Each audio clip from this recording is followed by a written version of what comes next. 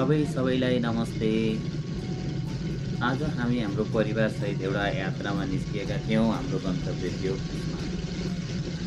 यहाँ हामी घुमफिर मात्रै होइन, धेरै एक्टिभिटिजहरू पनि गर्न आएका थियौँ। र यहाँ सबभन्दा राम्रो काम चाहिँ के भयो भने हाम्रो 8 वर्षीय सानो बाबुले जुन साहस देखायो त्यो साँच्चीकै अद्वितीय थियो। कसले भन्थ्यो कि यति सानो उमेरमा यति ठुलो हिम्मत गर्न सक्छ भनेर।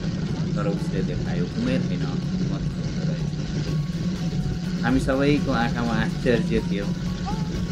कुस्माको त्यो पुलमाथि आकाशसँग कुराकानी गर्दै हावासँग खेल्दै त्यो पल कहिल्यै नबिर्सने।